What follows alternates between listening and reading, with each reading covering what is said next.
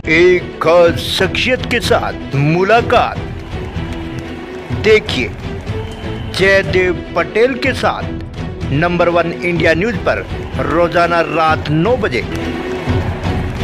नमस्कार व्यूअर्स, मैं जयदेव पटेल और आप देख रहे हैं नंबर 1 इंडिया न्यूज। आपका एक बार फिर स्वागत है एक खास शख्सियत के साथ मुलाकात प्रोग्राम में।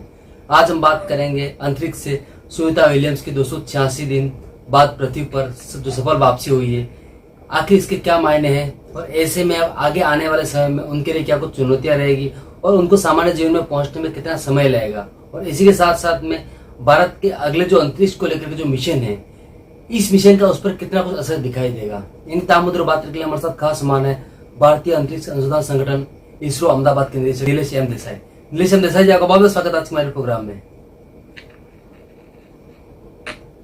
धन्यवाद।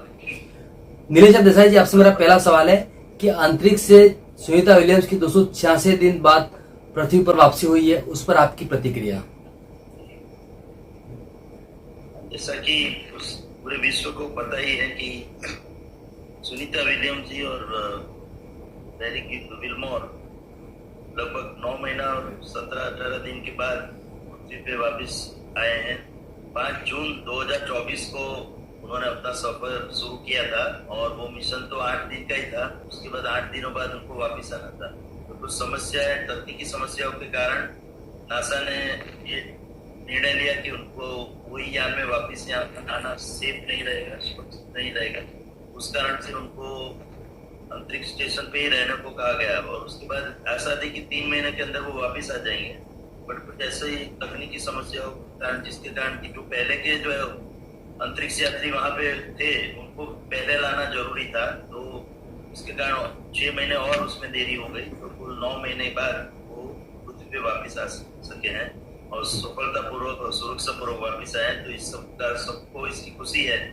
और अब इसके बाद उन्होंने जो वहाँ अनुभव किए हैं, एक्सपेरिमेंट किए हैं और इधर आने के बाद उनके शरीर के ऊपर जो उनका स्टे था वहाँ पे, उसका क्या इफेक्ट हुआ है, वो सब एक वैज्ञानिक संशोधन के लिए बहुत ही अच्छे सब्जेक्ट हमारे लिए उपलब्ध है। जी नीलेश एम देसाई जी, अगर हम बात करते हैं सुनीता विलियम्स को सामान्य जीवन में लौटने में कितना समय लगेगा और क्या उन्हें किसी चुनौतियों का सामना भी करना पड़ेगा इस दरमियान? तो जैसा कि आपने बताया, उनको कुछ चुनौतियों का अवश्य सामना करना पड़ेगा। वो इसलिए कि वो जो वहाँ वातावरण है, तो ये एक तो पृथ्वी पे जो आज सुबह 3:27 पे वो वापिस आई है, तो पहले जिसको बोलते हैं री एंट्री हुआ वो मॉड्यूल का पृथ्वी के वातावरण में, तो उस समय पे काफी हीट जनरेट होती है। टेम्परेचर लगभग 4000 से 5000 डिग्री सेंटीग्रेड तक हो जाता है। बट हीट स्टिल होने के कारण पूरा प्रोटेक्शन रहता है। तो वो तो सफलतापूर्वक वो री एंट्री करके वो मॉड्यूल फिर डिसेंट मोड में गया और फिर नीचे की ओर उतरा और समुद्र में जाके वो उसका उत्तरायण हुआ। बट उसके बाद उनको जो नेवी और कोस्ट गार्ड की टीम ने उनका जो रेस्क्यू और रिकवरी मिशन शुरू किया, वो करने के बाद उनको एक शिप पे लाया गया वो मॉड्यूल को। और अभी उनका जो जिसको कहते हैं रिकवरी होने के बाद क्वारंटाइन पीरियड शुरू हो जाएगा। थोड़े समय तक उनको ऑब्जर्वेशन में रखा जाएगा। जैसे कि हम कोविड के टाइम पे सब कई लोग क्वारंटाइन रहते थे, उसी तरह से क्वारंटाइन पीरियड रहेगा। और उसके बाद भी उनको जो कहते हैं कि मेडिकल निगरानी में रखा जाएगा, जिससे कि उनको बारे में उनको उनकी सेहत के बारे में पूरी ख्याल रखा जाएगा। और जैसा कि आपको पता है कि इतने लंबे समय तक, जैसा कि मैंने बताया कि जनरली एस्ट्रोनॉट्स को, अवकाश यात्री को 6 महीने से ज्यादा इस प्रकार के वातावरण में नहीं रखा जाता है। बट ये इस समय ऐसा योगानुयोग हुआ कि उनको 9 महीने तक रहना पड़ा वहां पर।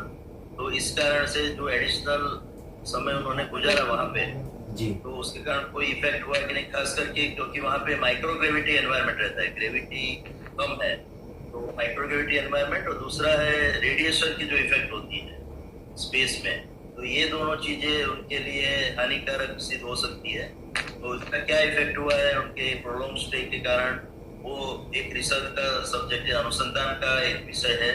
तो मेडिकल डॉक्टर और जो अन्य साइंटिस्ट वैज्ञानिक हैं वो पूरा उनका ध्यान रखेंगे उनके क्वारंटाइन पीरियड के बाद और उसके बाद के उनके नॉर्मल पीरियड में भी उनकी सेहत का और उनके हर एक पैरामीटर्स का अलग अलग तरीके से ध्यान रखा जाएगा। और पूरा संशोधन का एक सब्जेक्ट विषय बन गया है ये कि प्रोलॉन्ग स्टे इतने समय तक वहाँ करने के बाद उसकी आपके फिजिकल हेल्थ पे क्या असर होती है और साइकोलॉजिकल हेल्थ पे भी क्या असर, मानसिक और शारीरिक दोनों स्तर पे ये जो माइक्रोग्रेविटी और रेडिएशन की इफेक्ट के कारण उन पे क्या असर हुआ है।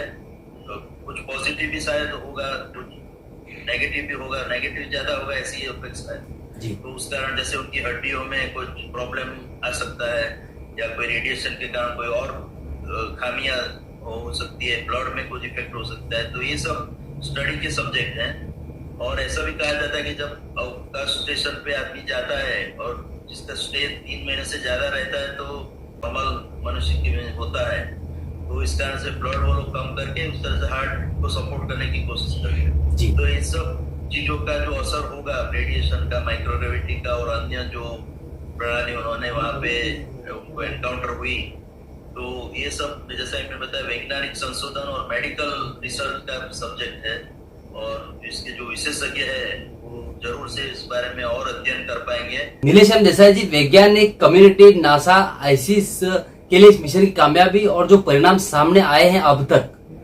उससे सीखने के बाद आगे भविष्य में क्या और कितनी चुनौतियां नजर आती हैं?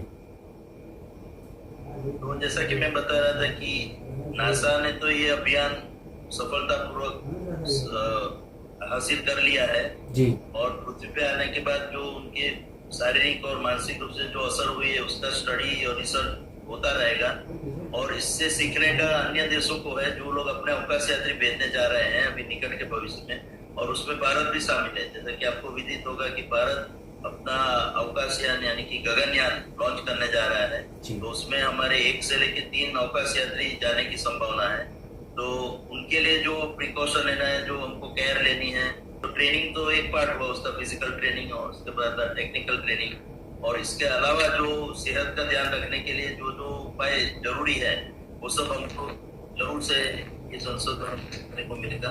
और इस तरह हमारे देश की तरह अन्य देश के अवकाश यात्रियों के लिए भी एक बहुत ही संशोधन का विषय रहा है। और माइक्रोग्रेविटी एक्सपेरिमेंट भी हम क्या क्या कर सकते हैं उसके बारे में भी हमको अधिक जानकारी मिल पाएगी। कुल मिला के नासा के मिशन से सुनीता विलियम्स और उनके साथी बैरी विल्मोर को जरूर थोड़ी परेशानी हुई वहाँ लंबा स्टे होने से, पर उनके कारण जो अन्य अवकाश क्षेत्र में काम करने वाले लोग हैं उनके लिए काफी एक्सपेरिमेंटल रिसर्च और डेटा जो मिला है उससे पूरे विश्व को काफी अनुसंधान का फायदा मिलेगा। जी।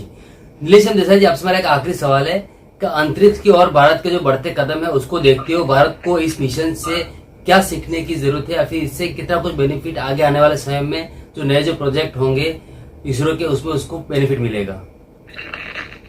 तो जैसा कि मैंने बताया ये पर्टिकुलर मिशन से जो सुनीता विलियम्स जी वहां जाके आई तो उनके अनुभव से हमको काफी सीखने को मिलेगा। हमारे अवकाश यात्री उससे प्रेरणा ले सकते हैं और क्या क्या एक्सपेरिमेंट हमको करने हैं वहाँ माइक्रोग्रेविटी रिलेटेड भविष्य में। अभी इस बार तो हमारा मुख्य उद्देश्य है कि हम अवकाशयान वहाँ छोड़ पाए, गगनयान वहाँ जाके लगभग 1 दिन से लेकर 7 दिनों तक अवकाश में रहेगा और फिर वापस पृथ्वी पे सफलतापूर्वक सुरक्षापूर्वक आ जाए, वही हमारा मुख्य उद्देश्य पहले मिशन में।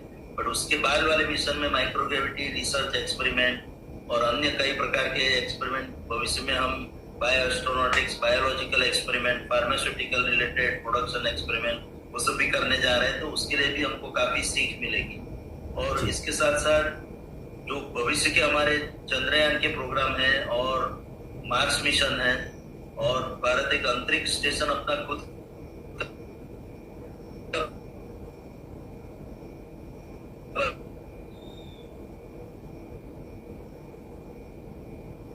तरह से स्पेस स्टेशन ISS से सीख के उनके अनुभवों के आधार पर हम जो मिस्टेक उन्होंने की है या भविष्य में हम जो करने वाले हैं उसमें उसका ध्यान रखेंगे और उनके अनुभवों से सीखकर हम अच्छी तरह हमारा प्लानिंग कर पाएंगे भारतीय अवकाश स्टेशन का।